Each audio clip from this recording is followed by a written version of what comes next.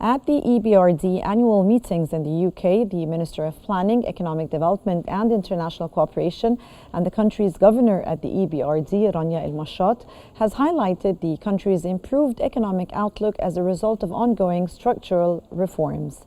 According to the EBRD's latest forecast, Egypt's GDP is expected to grow by 3.8% by the end of the fiscal year 2024-25 and reach a full 0.4% in the fiscal year 2025-26. On a calendar basis, growth is predicted to a 4.0% in 2026, supported by strong performance in manufacturing, transport and trade. El-Mashat noted that reforms have helped the GDP rise from a 3.5% to a 4.3% in the first 2 quarters of the fiscal year 2025.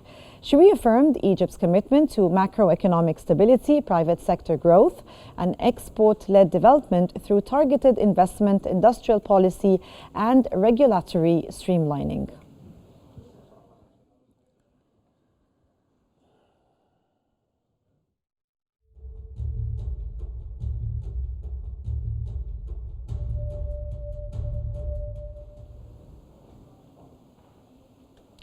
The Egyptian President Abdel Fattah el-Sisi has his extended heartfelt congratulations to His Holiness Pope Leo XIV on his official inauguration as the Pope of the Vatican today. In an official statement, President el-Sisi stressed that Egypt, both its leadership and people, hold in the highest regard the Vatican's pivotal role in advancing the values of tolerance and peace across the globe.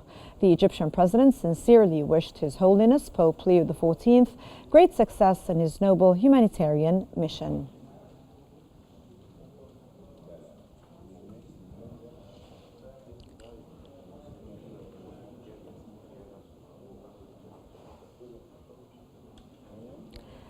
The Suez Canal Economic Zone, the SC Zone, has signed a $15 million deal with China's GS Global Sourcing to establish a ready-made garment factory in the Qantara West Industrial Zone.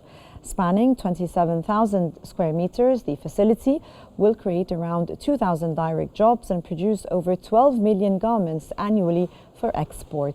The SC Zone chairman, Walid Gamaluddin, said the agreement brings total investments in the zone to $579.5 million across 19 projects, generating over 27,300 jobs. He added the deal underscores investor confidence in the zone's role in global supply chains.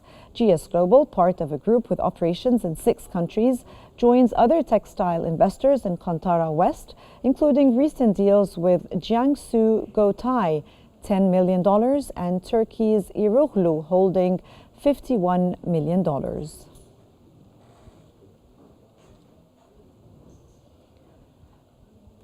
And according to a recent cabinet report, Egypt has achieved a grade A in the World Bank's Digital Government Readiness Index, affirming its status as a regional leader in digital governance. The report highlighted a 25% rise in digital exports since 2022 and an 80% jump in outsourcing revenues.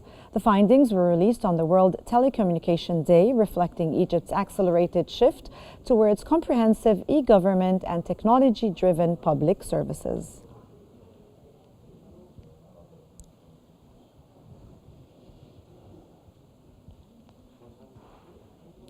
And Egypt's Central Agency for Public Mobilization and Statistics, the CAPMAS, has reported a significant increase in trade volume with Iraq, reaching a $1.1 billion in the first 4 months of 2024.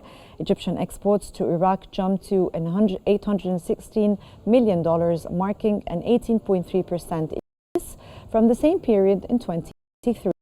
Imports from Iraq also surged by 56% to reach a $284 million. The data reflects strengthened economic ties and rising demand for Egyptian goods in the Iraqi market.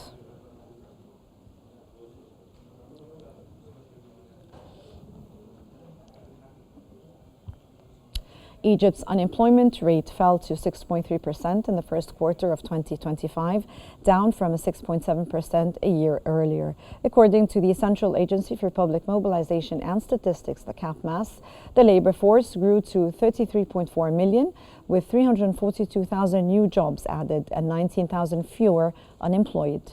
Male unemployment dropped to 3.6%, while female unemployment remained high at 16.4%.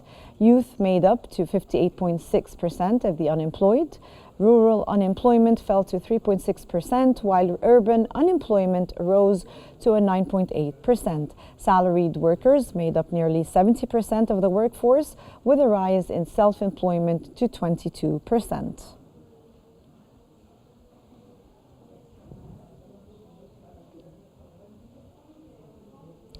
Egypt's exports to Arab countries climbed to $16.2 billion in 2024, up from $13.6 billion in 2023, an 18% increase. And according to the Central Agency for Public Mobilization and Statistics, the Qnews, Saudi Arabia was the top importer at $3.4 billion, followed by the UAE, $3.3 billion, Libya, $2 billion, Morocco, $1 billion, Algeria, $996 million. And others, top exports included jewelry and precious stones to $2.1 billion, fruits and vegetables, $1.6 billion, machinery at $1.2 billion, fuels and oils, $894 million, iron and steel, $805 million, food products at $781 million, and copper goods to $765 million.